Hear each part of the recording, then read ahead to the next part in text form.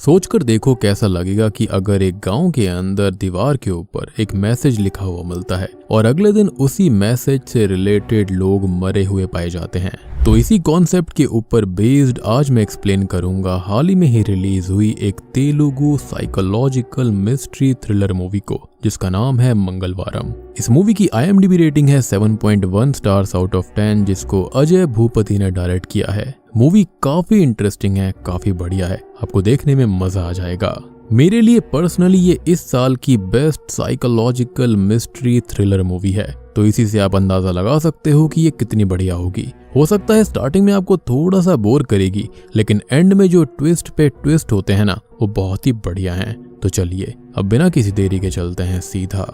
Video की तरफ।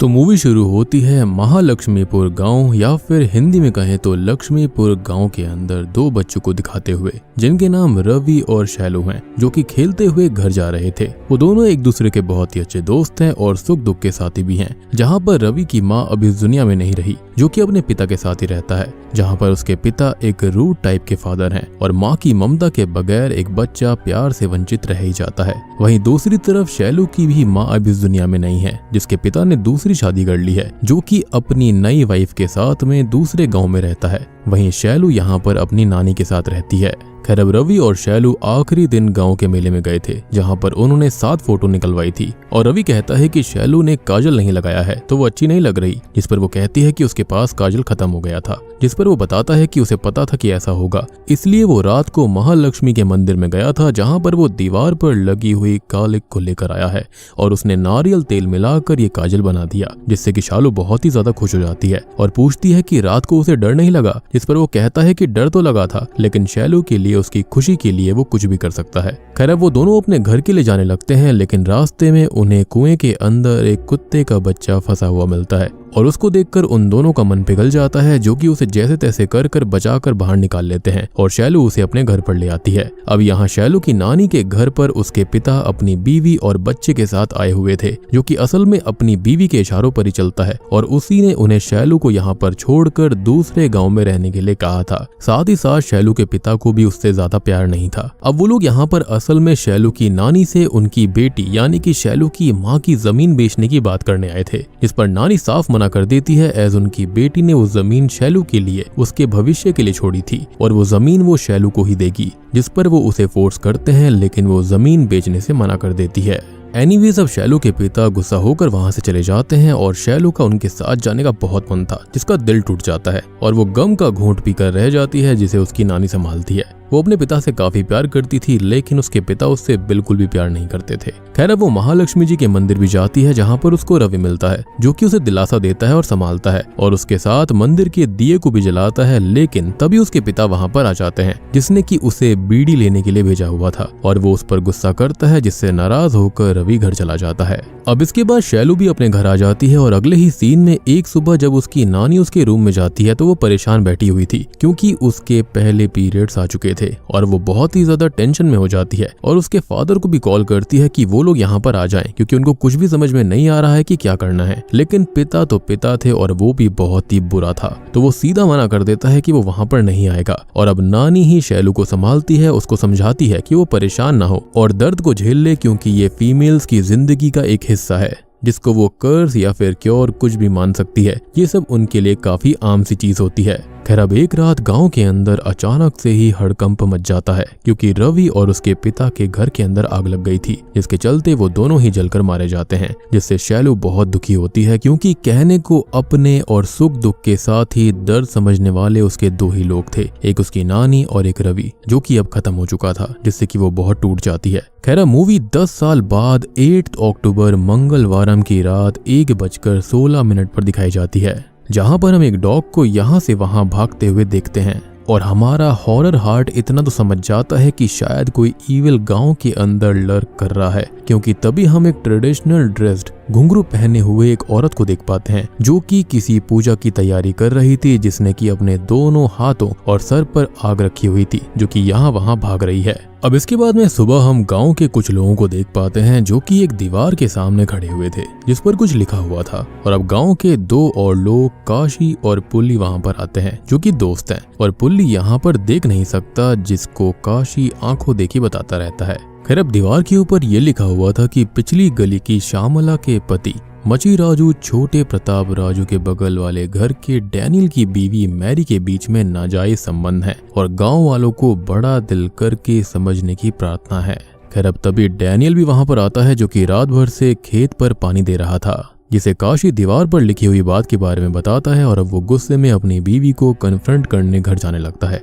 खैर तभी हम गांव के उसी पुराने कुएं को देखते हैं जहां पर शुरुआत में शैलू और रवि को एक कुत्ते का बच्चा मिला था, जिसके पास एक आदमी आता है जिसे वहां पर ढेर सारी तितलियां उड़ती हुई दिखाई देती हैं। और अब वो वहां पर 2 लोगों की बॉडीज को देखता है जिन्होंने पेस्टिसाइड्स पीकर अपनी जान दे दी थी, और ये दोनों हैं मैरी और प्रताप राजू। और अब धीरे धीरे वहां पर गांव की भीड़ बढ़ जाती है कि इतनी बड़ी घटना वहां पर कैसे घट गई और ये सब हुआ कैसे। खैर तभी अब वहां पर गांव की नई एसआई माया भी आती हैं जो कि क्राइम सीन को इन्वेस्टिगेट करने लगती हैं। और यहाँ गांव वाले कुछ भी कहते रहे, पुलिस तो सच तक जाने का रास्ता ढूंढ ही लेती है। तो वो पहले क्राइम सीन की फोटोग्राफी करने का बोलते हैं, जिसके लिए गाँव का ही एक फोटोग्राफर शिवा आता है जो कि वहाँ की पिक्चर्स वगैरह लेता है। और अब माया दोनों ही बॉडीज को पोस्टमार्टम के लिए भेजने लगती है, जिसे गाँव वाले रोक लेते हैं क्योंकि उसे पहले जमींदार प्रकाश की परमिशन लेनी होगी, जिसकी मर्जी के बगैर एक पत्ता भी यहाँ नहीं हिल सकता। अब तभी हम जमींदार प्रकाश को देख पाते हैं जो कि अपने पिता की फोटो के सामने खड़ा हुआ था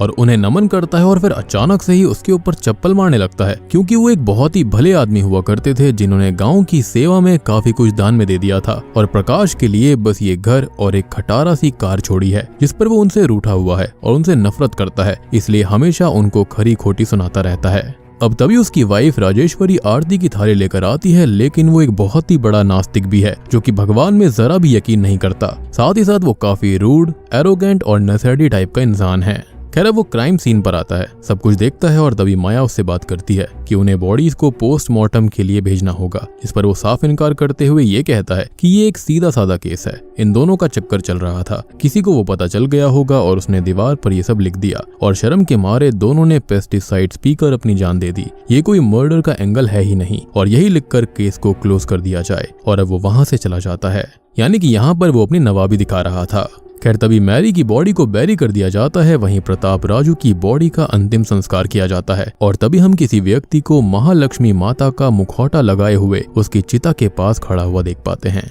खैर अगले सीन में हम काशी को देखते हैं जो कि गांव की एक शॉपकीपर लेडी नागमणि से फ्लर्ट करने की कोशिश कर रहा था और तभी पुली भी वहां पर आ जाता है और अब वो दोनों गांव के डॉक्टर विश्वनाथम को देखते हैं जो कि अपने क्लिनिक जा रहे थे और वो उनके बारे में थोड़ी बहुत बात करते हैं कि वो एक समय पर बहुत ही आशिक मिजाज पर्सन हुआ करते थे और उनकी बेटी का भी काफी टाइम पहले ही देहांत हो गया था। खैर अब वो अपने क्लिनिक पर आ जाते हैं जहां पर एक कपल अपनी बेटी का चेकअप कराने आए हुए थे जिसे पीलिया हो चुका था, जिसका इलाज शहर के अंदर ही मुमकिन है। तो वो उन्हें शहर जाने की एडवाइस देते हैं और उस कपल के पास इतने पैसे नहीं थे तो वो उन्हें अपनी तरफ से कुछ पैसे भी दे देते हैं ताकि वो उसका इलाज करवा पाए। खैर तभी हम नानी नाम के एक लड़के को देखते हैं जो कि अपने दोस्त के साथ गाँव में एक शादी की दावत के न्योते को बांटता हुआ चल रहा था और वो गुरिजा नाम के एक आदमी के घर पर भी जाता है जो कि फिलहाल घर पर नहीं है, लेकिन नानी का उसकी बहन से अफेयर है। तो वो उसके साथ में थोड़ा बहुत रोमांस करके वापस जाने लगता है, जिसको रास्ते में गुरिजा मिल जाता है और वो उसे शादी का न्योता भी थमा देता है। खैर तभी हम उस शादी को देख पाते हैं जहां पर सभी लोग आए हुए थे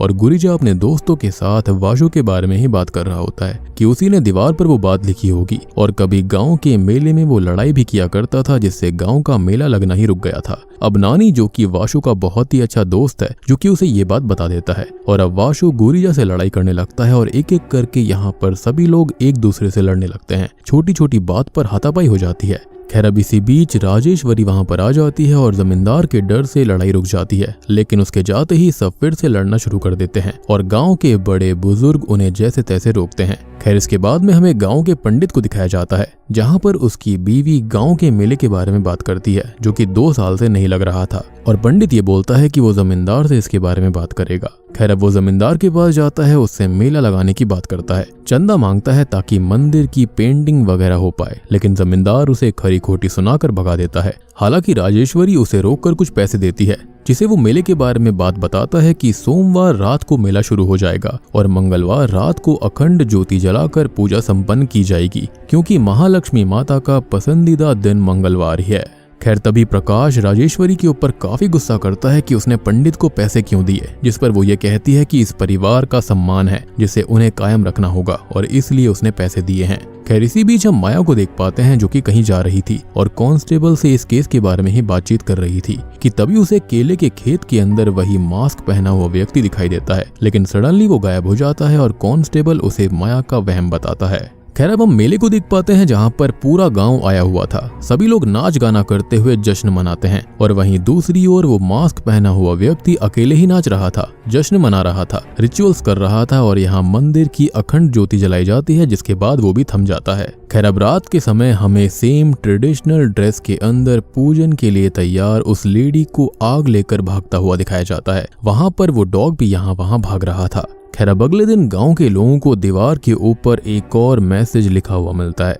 कि बड़े मंदिर की गली के मुंशी के साले कृष्णा का कुवेता सूरी की बीवी यानी कि दुकान वाली नागमणि के बीच अवैध संबंध है और गांव वालों को बड़ा दिल करके समझाने की प्रार्थना है। अब ये देखकर और लोग परेशान हो जाते हैं और तभी एक पेड़ पर टंगी हुई कृष्णा और नागमणि की लाश भी मिल जाती है, जिससे सभी लोग बहुत परेशान हो जाते हैं और नागमणि वही थी जिससे कि काशी फ्लर्ट कर रहा था। खैर अब स्पॉट पर से बॉडी उतारी जाती है, माया आती है, इन्वेस्टिगेशन भी करी जाती है और लोगों से थोड़ी बहुत बातचीत की जाती है। तभी प्रकाश भी वहां पर आ जाता है, जिससे वो साफ कहती है कि ये खुद से खत्म करने वाला सीन नहीं है, बल्कि कोई उनके बीच है जो कि सबके बारे में जानता है और वही दीवार के ऊपर उनके बारे में लिखकर उनको खत्म कर रहा है। और ये तो खुद को खत्म करने वाला सीन है ही नहीं, क्योंकि मरने वालों के नीचे स्टूल्स या फिर ऐसा कुछ भी नहीं था, मतलब कि उन्हें किसी ने मार कर यहाँ पर लटका दिया। अब वो अपने कांस्टेबल से बात करती है और उसे सब पर शक था, ऐसा कोई तो कातिल है जो कि लोगों के बीच में छिपा हुआ है और वो उसे ढूंढ लेगी, लेकिन वो है भी बहुत ही ज्यादा शातिर, क्योंकि ना वो सबूत छोड़ता है और उसने मैरी की बॉडी को भी निकाल कर गायब कर दिया।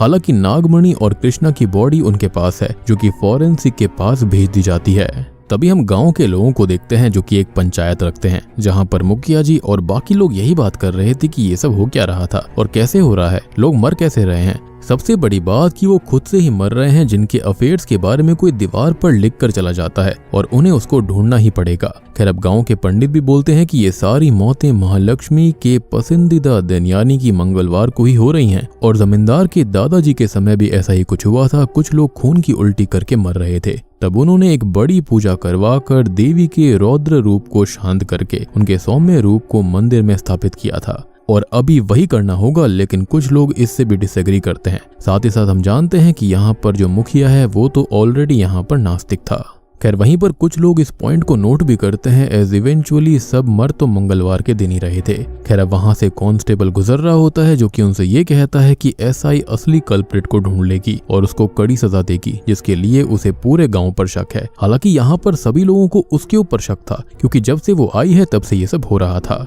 अब गांव के अंदर ऐलान करवा दिया जाता है कि कल मंगलवार है और अब मंगलवार को लोग मर रहे हैं, तो कोई भी अपने घर से बाहर ना निकले और रात को भी लिखने वाले को ढूंढने के लिए एक टोली गांव के अंदर सब जगह घूमने लगती है, जिन्हें दीवार पर लिखता हुआ एक आदमी दिखाई देता है जिसका वो पीछा करते हैं और बहुत ज्यादा भाग दौड़ करने के बाद आखिरकार वो उसको पकड़ लेते हैं, जो कि असल में नानी होता है और इसे अब पुलिस स्टेशन भेज दिया जाता है। यहाँ पर डॉक्टर विश्वनाथम शहर से गाँव आते हैं, जो कि अपने घर जा रहे होते हैं कि तभी उन्हें किसी लेडी के रोने की आवाज सुनाई देती है, जिसका वो पीछा करते हैं तो गांव के पुराने कुएं के पास पहुंच जाते हैं, जहां पर उनको एक गोस्ट बैठी हुई मिलती है, जिसको देखकर वो बहुत डर जाते हैं और उनके मुंह से उसका नाम निकलता है जो कि है शैलू। जी हाँ, यानी कि मूवी की स्टार्टिंग में हमने जिस शैलू को देखा था वो शैलू अब हमको यहाँ पर दिखाई जाती है। और अब यहाँ से हम 18 महीने पहले की कहानी को देख पाते हैं। तो शैलू के बारे में तो हम जानते ही हैं कि वो अपनी नानी और उस डॉग के साथ रहा करती थी, जो कि उसको बचपन में कुएं में मिला था और यही वो डॉग है जो कि अब काफी बड़ा हो गया था और जिस डॉग को हमने यहाँ वहाँ भागते हुए देखा था वो यही डॉग था।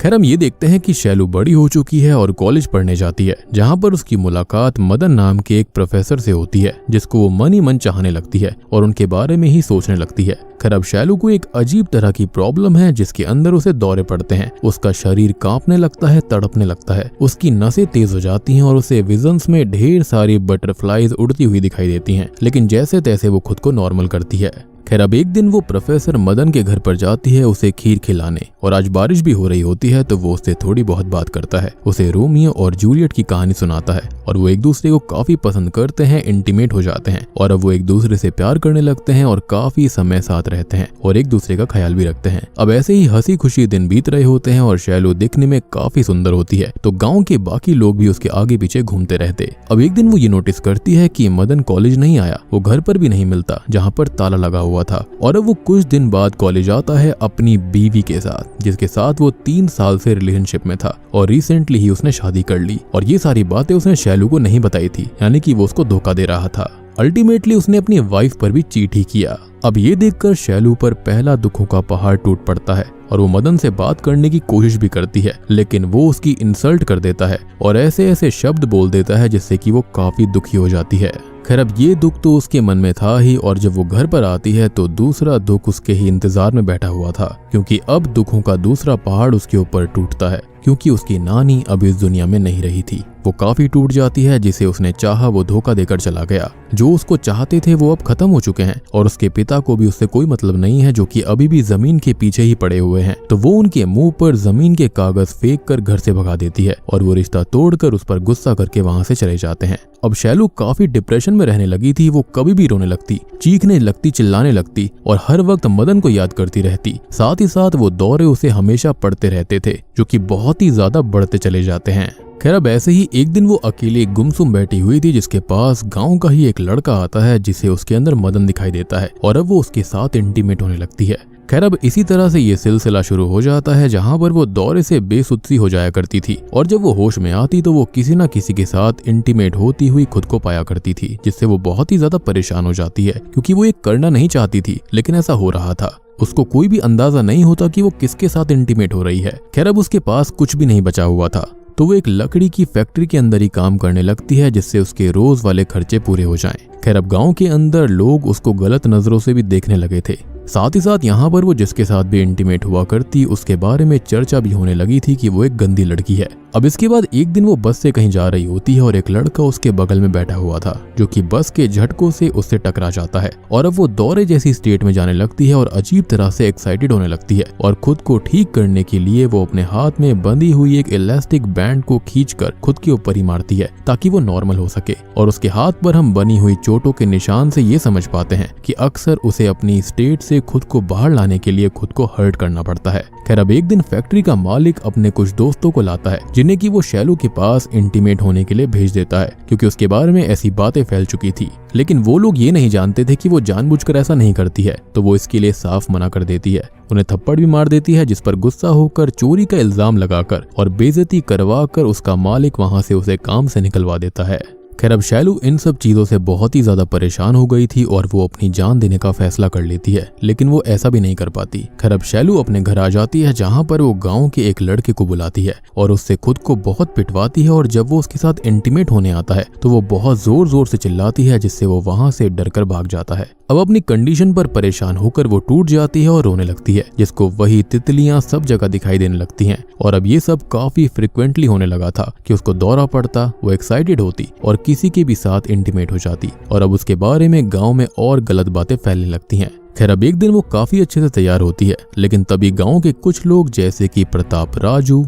मैरी, नागमणि, विष्णु और कुछ लोग उसे जमींदार के पास ले जाते हैं, जहां पर वो उस पर गुस्सा करता है और उसे गांव के बाहर जाने के लिए बोल देता है, क्योंकि वो काफी गलत लड़की है, ऐसा सबको पता चला था। लेकिन उसकी कंडीशन जो थी वो काफी खतरनाक थी, जिसके बारे में किसी को पता नहीं था। अब सभी गांव वाले उसे पत्थर मारते हुए गांव के बाहर छोड़ने जाते हैं और ये देखकर नागमणि और मैरी काफी खुश होती हैं। अब अगले दिन सबको खबर मिलती है कि शैलू ने गांव के पुराने कुएं में कूदकर अपनी जान दे दी है और प्रताप राजू कहता है कि वो फ्यूनरल लायक भी नहीं है, जिसे नदी में फेंक देना चाहिए। जिसके बाद कहानी प्रेजेंट टाइम में आ जाती है और एक हफ्ते बाद तक नानी यही बोलता रहता है कि उसने किसी को भी नहीं मारा, ना ही उसने पहले कभी कुछ लिखा था। वो तो असल में गोरीजा की बहन से प्यार करता है और वही बात वो दीवार पर उनके ही नाम लिखने गया था, ताकि सबको पता चल जाए और उनकी शादी करा दी जाए, क्योंकि इससे सबको ये लगता कि अगला नंबर उनके मरने का हो सकता है, तो इससे पहले ही उनकी शादी करा दो। खैर अब नागमणि और कृष्णा की पोस्टमार्टम रिपोर्ट्स भी आ चुकी थीं, जिनको देखकर माया की आंखें चमक जाती हैं, जैसे कि उसे कुछ इम्पोर्टेंट पता चल गया हो।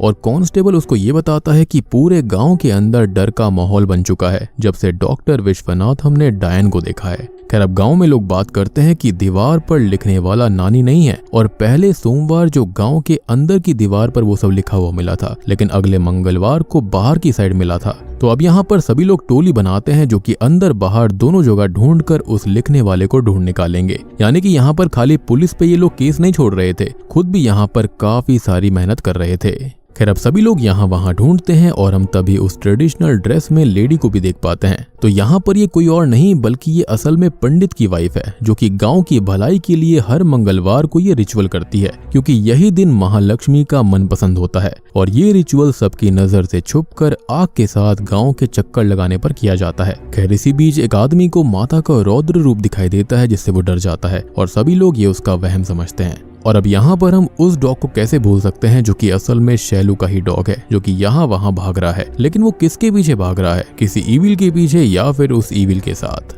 या फिर ये ईविल है ही नहीं। तो बहुत ही जल्दी असली पत्ते खुलने वाले हैं। खैर अब गांव के लोगों को बाहर साइड कुछ लिखा हुआ मिलता है, लेकिन यहाँ पर उन्हें ट्रिक करके लाया गया था, क्योंकि चिल्लाने की आवाज जो थी और चिल्लाकर जिसने उन्हें बुलाया था वो उनके बीच का आदमी नहीं था, यानी कि वो कोई गांव वाला नहीं था। तभी हम गांव के अंदर डॉक्टर को देख पाते हैं, जो कि असल में उन दीवारों पर मैसेजेस लिखा करते थे, और अब वो लिखने ही वाले होते हैं कि तभी वहां पर एसआई माया आ जाती है, जो कि उसकी डायन वाली बातों से ही उसका पीछा कर रही थी। और शक की एक और वजह ये भी थी कि नागमणि और कृष्णा की बॉडी से नशीली दवाई मिली थी, जो कि कोई डॉक्टर ही कर सकता था। और वो उसको पकड़ने लगती है, लेकिन उल्टा वो उसे ही इंजेक्शन मारकर बेहोश कर देता है। अब जब उसको होश आता है तो वो उससे सच पूछती है, जिस पर वो कहता है कि ये उसने शैलू के लिए किया है, जिस पर वो ये कहती है कि वो तो उसकी मिस्ट्रेस थी। और तब वो बताता है कि सच में क्या हुआ था। वो बोलता है कि ये सब सच नहीं है, बल्कि ये तो समाज की एक गंदी सोच थी। और वो बताता है यहाँ पर हुआ क्या था। और दोस्तों अब यहाँ पर खुलते हैं इस कहानी के असली पत्ते। तो जब शैलू को काम से निकाल दिया गया था, यानी कि फैक्ट्री से निकाल दिया गया था, तो वो बिल्कुल हार चुकी थी और वो डॉक्टर को मिली थी, जिसे वो अपने घर लेकर आया। उसने उसको समझाया, उसे मरने से रोका, उसका इलाज किया और उसकी प्रॉब्लम्स को ऑब्जर्व किया, मेडिकल टेस्ट किए और ब्लड टेस्ट किए, लेकिन उसे कुछ समझ नहीं आया। खैर अब वो उसे एक साइकियाट्रिक डॉक्टर से मिलाने के लिए भी लेकर जाता है, जो कि उसके कुछ टेस्ट करती है और बताती है कि शैलू को हाइपर सेक्सुअल डिसऑर्डर है और वो एक निम्फोमेनियक है। इसके अंदर इमोशनल इन्वॉल्वमेंट ना होने के बावजूद भी इंटीमेसी की इच्छा काफी ज्यादा होती है, यानी कि वो हाइपर सेक्सुअल थी, जिसको शांत करना ही पड़ता है। और इसलिए शैलू किसी के साथ भी इंटीमेट हो जाती थी, क्योंकि उसे ऐसे अटैक्स आया करते थे जिसको वो रोक नहीं सकती। साथ ही साथ जब वो इच्छा शांत हो जाती है और वो पर्सन अपने सेंसेस में आता है, तो ये ट्रॉमा उसको अंदर से हिट करता है, जिससे कि वो और ज्यादा टूट सकता है। और अक्सर ऐसे लोग गिल्ट में खुद को खत्म भी कर लेते हैं, और शैलू ऐसा करने वाली थी। अब ये एक तरह की मेंटल इलनेस है, जो कि बचपन में लॉस, अकेलेपन, चाइल्ड ट्रॉमा या फिर अब्यूज से भी हो सकता है, और इसका कोई इलाज नहीं है। उस पर्सन को मेंटली खुश रखकर ही उसको ठीक किया जा सकता है। अब डॉक्टर विश्वनाथम की खुद की बेटी 4 साल पहले ही खुद को खत्म कर चुकी थी, जिसका उन्हें काफी दुख था, और डॉक्टर उसे नहीं बचा पाए थे, क्योंकि डॉक्टर की बेटी ने कभी अपना दुख उनसे शेयर ही नहीं किया था। लेकिन यहाँ उनके पास एक मौका है, और शैलू भी अपना दुख बता रही है, जिसको वो अपनी बेटी के तौर पर एक्सेप्ट कर चुके हैं और उसको ठीक करने में लग जाते हैं। लेकिन उसके अंदर अभी भी एक खालीपन है, जो कि उसे अंदर से खा रहा था। लेकिन अब कोई उसके पास आता है जो कि उसे उसकी खुशियां दे सकता था, उसे अकेलेपन से बाहर ला सकता था। खैर अब हम प्रेजेंट टाइम में आ जाते हैं, जहां पर हम वाशु को देखते हैं, जो कि किसी चीज का पीछा करते हुए खेत में आ जाता है, जहां पर उसे वही मुखौटे वाला इंसान दिखाई देता है, जो कि उस पर हमला करता है। लेकिन वो उससे बच जाता है और वो दोनों काफी देर तक लड़ते रहते हैं। और इसी दौरान वाशु उसे स्टैब भी कर देता है, लेकिन शैलू का डॉग उसे बचा लेता है। और अब वो पर्सन वाशु के आर पार एक त्रिशूल को निकालकर उसे जान से मार डालता है। और हम देख पाते हैं कि ये इंसान, जो कि उस दिन शैलू को खुशियां वापस देने आया था, वो आज मुखौटे के पीछे से जाने ले रहा है, जो कि कोई और नहीं बल्कि रवि है। जी हाँ, यानी कि रवि मरा नहीं था। तो बचपन में रवि के पिता ने शैलू के साथ गलत काम करने की कोशिश करी थी, यानी कि उसको मोलेस्ट करने की कोशिश करी। लेकिन रवि वहां पर आ जाता है और शैलू खुद को बचाकर घर चली जाती है। यानी कि आप देख रहे हो कि शैलू के साथ बचपन से ही ट्रॉमा होते आ रहे थे, और इसलिए ही उसको ये इलनेस हो गई थी। खैर अब रवि इस बात पर बहुत गुस्सा था और वो अपने पिता को पीट कर जान से मार डालता है। घर में आग लगा देता है जिसके अंदर उसके चेहरे पर भी दाग लग जाता है। खैर अब वो मंदिर जाता है जहाँ पर वो रोने लगता है और उसके पास माता का एक मुखौटा उड़कर आ जाता है जिसको वो अपनी पहचान बना लेता है। और अब वो अंधेरों में सबसे दूर गुमनाम रहने लगता है और शैलू को हमेशा देखता, उसकी फिक्र करता और ख्याल रखने की कोशिश करता रहता, जो कि अपने पिता की इस गंदी हरकत से शर्म में आकर उसके सामने आज तक नहीं आ पाया था। खैर डॉक्टर विश्वनाथम फाइनली उसे शैलू से मिला देते हैं, जो कि उसे देखकर बहुत खुश थी और दुखी भी थी कि अब वो पवित्र नहीं रही, लेकिन वो कहता है कि उसके लिए वो हमेशा पवित्र रहेगी और वो उससे शादी करना चाहता है। खैर अब अगले दिन वो विश्वनाथम के साथ शहर जाता है शादी का सामान लेने के लिए और इसी बीच गांव के लोग शैलू को मारकर बाहर निकालते हैं। आपने एक चीज और नोटिस करी होगी कि वो तैयार हो रही थी और तभी उसको यहाँ पर कई सारे लोग लेने आए थे जो कि उसको सरपंच के पास लेकर गए थे, तो वो शादी की तैयारी में ही लगी हुई थी। सबने ये कहा था कि उसने खुद को खत्म कर लिया था, लेकिन दोस्तों अब यहाँ पर खुलते हैं इस कहानी के एक और असली पत्ते। तो असल में उसने खुद को नहीं मारा था, बल्कि उसे 6 लोगों ने मिलकर मारा था, जो कि थे प्रताप राजू, मैरी, नागमणि, कृष्णा, वाशु, जिसे अभी तक रवि खत्म कर चुका है, और आखिरी है सरपंच की बीवी, जिसको अब तक सभी देवी मानकर उसके आगे झुकते हैं, यानी कि राजेश्वरी, जो कि अब मारी जाएगी। खैर अब ये सब बातें प्रकाश भी सुन लेता है और वो घर जाकर अपनी बीवी को कन्फ्रंट करता है, जिसको वो स्टैप कर देती है, लेकिन वो उसे ओवरपावर कर देता है और उससे सच पूछता है। तो राजेश्वरी का अफेयर असल में वाशु के साथ था और एक दिन शैलू ये सब देख लेती है, जिसे रास्ते से हटाने के लिए वो एक प्लान बनाती है, जिसके अंदर वो उसके लिए काम करने वाले लोगों यानी कि प्रताप, मैरी, नागमणि और कृष्णा को तैयार करती है और वो सब शैलू के खिलाफ गाँव के अंदर गंदी गंदी बातें फैलाते हैं ताकि वो उसके साथ कुछ भी कर दें और सब इस बात पर यकीन भी कर लेंगे कि वो तो थी ही गलत लड़की, उसके साथ ऐसा ही होना चाहिए था। और फिर जब वो तैयार हो रही थी तो उसको सरपंच के सामने पेश किया जाता है। वो उसे बाहर निकाल देता है, जो कि हमेशा के लिए जा ही रही थी, जिसे रवि से शादी करके कहीं दूरी जाना था। अब वो बहुत रोती है, गिड़गिड़ाती है, रहम की भीख मांगती है, लेकिन वो लोग उसे पकड़कर जान से मारकर कुएं में फेंक देते हैं ताकि राजेश्वरी का राज कभी किसी के सामने ना आए। अब यहाँ पर जो प्रकाश था उसका नेचर कैसा भी हो, वो भगवान को माने ना माने, वो रूड हो, एरोगेंट हो, लेकिन उसकी नीयत बिल्कुल सही थी, तो वो राजेश्वरी के पापों की सजा देने उसे जलाकर खत्म कर देता है। और यहाँ पर हम रवि को भी देख पाते हैं, जो कि खुद काफी इंजर्ड हो गया था और अब वो शैलू को याद करते हुए कुएं में कूदकर खुद की जान दे देता है। वो उसे बहुत ही ज्यादा प्यार करता था। खैर अब अगले दिन पूरा गांव प्रकाश के घर आता है और माया भी वहां पर आती है और पूछती है कि राजेश्वरी कैसे मारी गई, जिस पर वो कहता है कि गांव की भलाई के लिए उसने खुद की आहुति देकर खुद अपने आप को माता को सौंप दिया है और अब सभी गांव वाले उसके लिए रोने लगते हैं, उसकी जय जयकार करने लगते हैं। अब अगले सीन में डॉक्टर विश्वनाथम उससे ये पूछता है कि उसने झूठ क्यों बोला, जिस पर वो कहता है कि अगर वो उसका सच बता देता तो गांव के लोग जो राजेश्वरी को देवी मानते हैं उनका विश्वास भगवान से उठ जाता और अगर विश्वास टूटता तो भगवान के ऊपर से प्रेम, भाव और भक्ति भी खत्म हो जाती, इसलिए उसने सच को छुपा दिया। लेकिन यहाँ पर आपके मन में एक सवाल और आया होगा कि उस दिन जब शैलू मारी गई थी तो उस दिन ना ही डॉक्टर गांव के अंदर थे और ना ही रवि गांव के अंदर थे, तो उनको ये बातें कैसे पता चल गई कि उसे किसने मारा था और बदला किससे लेना है। तभी यहाँ पर डॉक्टर स्माइल करते हैं और हम ये देख पाते हैं कि पुली असल में कभी अंधा था ही नहीं, वो बस नाटक करता है ताकि उसे फाइनेंशियल सपोर्ट मिलता रहे। और उस दिन वो कुएं के पास बैठकर शराब पी रहा था, यानी कि जब लोगों ने शैलू को मारा था और उसने सारी चीजें देख ली थी और अगले दिन उसने रवि और विश्वनाथम को सारा सच बता दिया था। तो इस तरह से उनको सच पता चल गया था और उन्होंने यहाँ पर बदला लिया और बूम, इसी के साथ में मंगलवारम मूवी यहीं पर खत्म हो जाती है। तो दोस्तों ये थी मंगलवारम फिल्म की कहानी। उम्मीद करता हूँ कि आपको पसंद आई होगी। देखो मेरे लिए ये पर्सनली इस साल की one of the best horror thriller mystery movie है। बाकी सारी चीजें मैं आपको एक्सप्लेनेशन के दौरान ही समझा दी हैं। उम्मीद करता हूँ कि आपको वीडियो पसंद आई होगी। पसंद आई है तो वीडियो को लाइक कर देना, चैनल के ऊपर नए हैं तो सब्सक्राइब कर लीजिए।